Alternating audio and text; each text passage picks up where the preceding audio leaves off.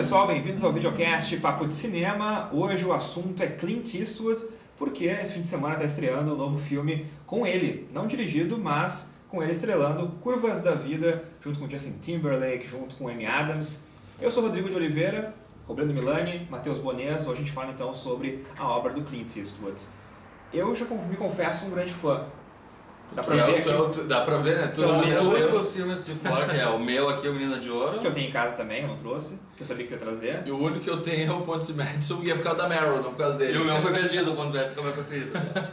Porque, o que é curioso, porque o Clint Eastwood ele começou, claro, como ator, aquele ator mais rústico, de faroestes. Aqui a gente tem a trilogia do Homem Sem Nome. Ele fez muito faroeste, depois, claro, fez Dirty Harry também, aquela coisa mais rústica, e depois... Resgatou o gênero com Os Imperdoáveis, né? Que ganhou o Oscar e tal. E depois ele conseguiu fazer uma coisa sentimental com o Ponte Madison, que é uma coisa que eu fiquei muito surpreso quando eu vi o filme, porque a gente, claro, sabe o Dirty Harry e tal, o cara que matava Go Ahead, Make My Day e tal, aquela história toda. E depois ele faz um filme romântico e convence, com a Meryl Streep fazendo ali aquele lance mais de um cara mais velho, assim, fotógrafo, charmoso. É um dos melhores filmes, tanto dele quanto dela, né? O filme é muito interessante, é intenso, o drama romântico, o filme preferido de mamães e donas de casa e tal, e é um filme muito bonito. 50 Tons de Cinza era o favorito das donas de casa, né? Favorito, agora, né, com o livro, acho que não rola mais.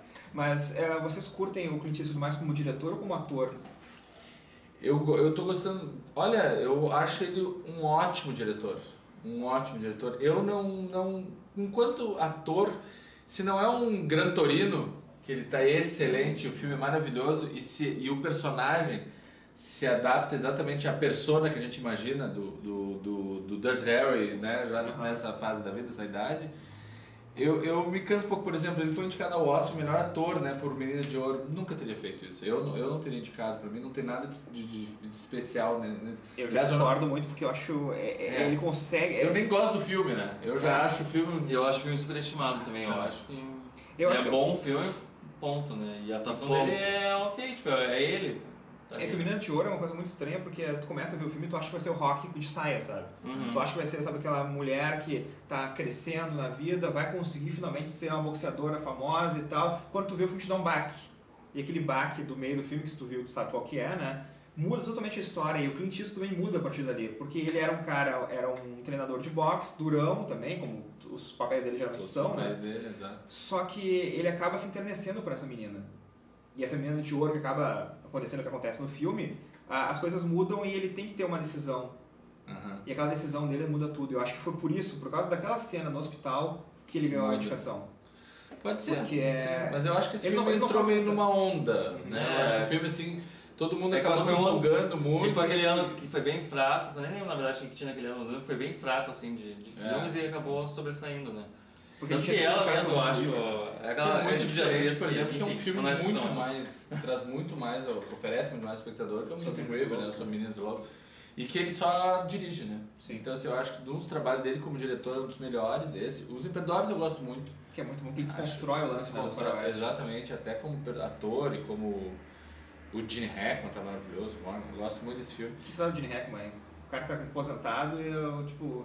Os grandes todos, né? O Gene Hackman, o Sean Connery e todos, né, se retiraram já. Mas tu, Matheus, tu prefere ele como diretor ou como ator? Eu prefiro como diretor. Sim. Mas é engraçado essa questão que tu falaste agora do... Porque acaba sendo muito, com ele como ator, bem isso. Sempre o mesmo personagem, ou tu acaba vendo ele mesmo que ele faz alguma coisa diferente. Como o Ponte Madison, por exemplo, como o Ponte Madison, e ele tá muito bem, por sinal. Só que... No geral, assim, dos filmes, ele acaba sendo a mesma pessoa de sempre. Porque essa questão que vocês levantaram, né, da aposentadoria, dele tá se repetindo, ele mesmo já levantou isso, porque quando ele lançou o Gran Torino, ele disse que seria o último filme dele, né? E agora chegou o da vida pra desmentir, né? Pra desmentir ele próprio. Sim. Porque ele disse que não, com o Gran Torino ele mesmo estava cansado, ser o mesmo personagem, então esse personagem resumiria a carreira dele. E de fato, ele resume muito bem. Porque ele pega o lance, claro, que ele é o rabugento, mas também ele tem aquelas tiradas de humor também, aquele lance um pouco xenófobo também, né, que existe ali, né? Velho rabugento, aquela coisa assim, tipo o velhinho do Up. Né? Porque eu achei que quando o Walter Matthau morreu, eu achei que o último rabugento tinha morrido, mas o Clint Eastwood tá aí pra... E o filme tem um final apoteótico, né? O clímax fantástico, é muito intenso, a forma como as pessoas se envolvem, como discute questões atuais, né, dos imigrantes e tal. É um filme realmente. O Gran Torino é do mesmo ano da Troca. Da Troca, né? Os dois sendo no mesmo ano. E a acabou dos dois filmes, né? E é a maior bilheteria da carreira dele também, né? Acho que como diretor, eu acho que é um dos maiores, porque esse filme fez muito dinheiro, fez muito sucesso. Até porque é uma história que toca as pessoas também, né? Por causa do lance da amizade que acaba surgindo também, né? Entre o Clint Eastwood e aquele garoto que mora ao lado da casa dele. E, bom, A Troca é um filme que eu acho que tem uma direção de arte muito bem cuidada, só que ele é longo demais, né? Então, é longo demais. É um filme que certamente daria uma meia hora, tranquilo. Eu gosto muito do trabalho da Angelina Jolie. Também. Acho que ela tá ótima. Com certeza, em questão de Oscar, acabou influenciando aquela questão dela ter sido ignorada no ano anterior pelo Preço da Verdade. Da Coragem? Preço da Coragem. Que é muito bom aquele filme e ela acabou ficando de fora, então daí no ano seguinte, não, chegou o momento. Não sei, né? Teve a compensação do Oscar. A compensação, né? Exatamente. Mas eu acho que ela está muito bem, acho merecida a indicação. A história do filme eu acho muito boa também, o argumento e tal.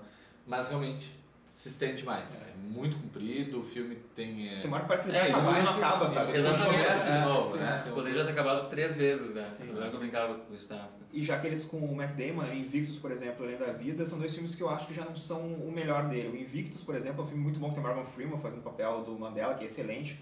O Matt Damon convence como um jogador de rugby, só que eu acho que a história ela não é muito interessante porque eles colocam como se toda a África do Sul ali mudasse por causa daquele esporte. Não fosse por isso. Ele é muito ele minimiza a questão, sabe? Muito simplista, né? Simplista. E o Invictus, claro, a África do Sul realmente teve aquele lance do rugby ali que ajudou muito, mas não foi só isso.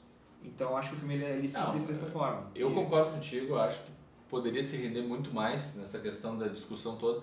Mas os dois eu acho excelentes. Eu acho que assim, o Morgan está assim, um dos melhores trabalhos da carreira dele. Ele está simplesmente.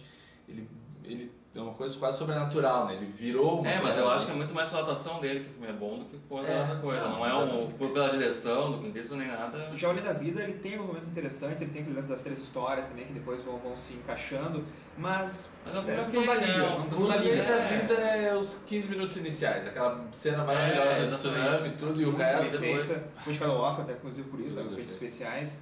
Mas eu gosto muito do Clint Eastwood, tanto quanto ator quanto diretor. Tipo, eu gosto muito do Dirty Harry. Por mais, sabe, que seja hoje politicamente incorreto, talvez, a forma com que ele... Make My Day. Make My Day, aquele lance... Se Tropa de Elite foi aquela polêmica do fascismo e tal, do lance dos caras, sabe, baterem nos outros e tal. Em compensação, o Capitão Nascimento foi um dos personagens mais pop que tem no Brasil.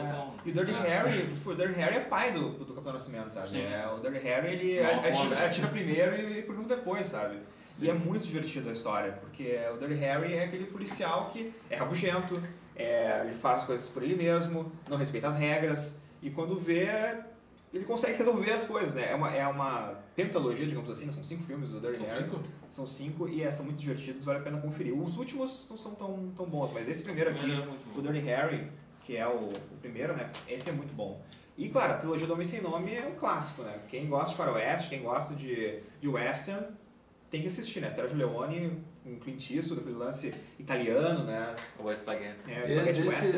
Desses títulos mais subestimados do Eastwood, eu gosto muito deste O Mundo Perfeito. Também, apesar do Kevin Costner. Mas até do Kevin. Mas eu gosto do Kevin Costner, eu não acho ele um bom ator. O ego dele... O ego dele é enorme, ele tem uma superexposição gigante lá nos anos 90. Waterworld, uma era de filme. Não, o Mensageiro. Mensageiro.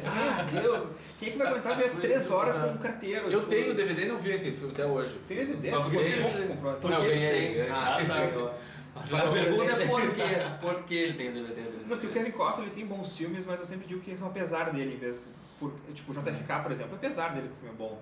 Os Intocáveis, apesar do Kevin Costner, o filme é ótimo. Mas esse é um filme muito bom. Mas esse com a Costner também, eu tava brincando. Esse ele tá...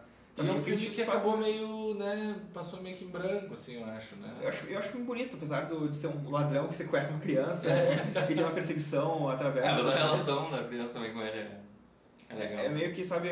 Mas traz muito essa questão que parece uma coisa da obra, do Clint Eastwood, da reconstrução do mito, né? Eu acho que esses 2 filmes, por exemplo, da Conquista da Honra e do Cartas de Iwo Jima, são os melhores exemplos, né, sobre esse tema, né? De como ele reolhar a história, principalmente com o passar dos anos, né? Ele já um cineasta já bastante... E agora, como eu não sei, eu sinto uma diferença dos 2 filmes, talvez porque a gente olha o lado japonês da questão. o outro lado, a gente olha o lado americano, mas eu gosto muito do Cartas de Iwo Jima. Eu acho muito corajoso do Clint Eastwood fazer isso, porque ele não fez é praticamente ao normal. mesmo tempo os dois filmes, né? Sim, não é normal fazer isso. Tu pega uma história, pega 2 viés e faz, sabe, o filme. Não é normal isso, e eu acho de uma coragem muito grande do Clint Eastwood, porque ele pega o lado americano, claro, faz um filme, que é um bom filme, o Conquista da Honra, eu acho um filme interessante, apesar também de ser meio longo, e o Cartas de Iwo Jima é com certeza... o Conquista da Honra é mais um filme de guerra, mas o Cartas de Iwo Jima, ele chega num ápice, assim. Tipo, ele dirige um filme que não é falado em inglês, em primeiro lugar, então já tem uma dificuldade maior do que isso. Os atores estão muito bem no Cartas de Iwo Jima, tu entra realmente na história, mais talvez até do que o da Conquista da Honra. Então eu acho o filme mais completo do que o Conquista da Honra. E como eu já falei, né, é um trabalho muito de fôlego do Clint Eastwood de fazer 2 trabalhos tão perto do outro, com histórias parecidas, obviamente da mesma história, mas não são roteiros parecidos, mas é o mesmo ponto da história. Eu acho fantástico isso, de ele poder fazer isso. E claro, depois de um tempo que ele está como diretor em Hollywood, ele tem também, né, ele tem cacife para isso, né? Se fosse um diretor talvez novato, não conseguiria fechar esses 2 filmes como ele faz nesse Conquista da Honra e o Cartas de Iwo Jima. Eu acho que um dos problemas do Clint Eastwood é que ele se alonga demais nos filmes, que nem o último, o J. Edgar. Poderia ter contado também mais uma meia hora, que, né, assim como A Troca, como A Conquista da Honra, enfim, vários filmes dele.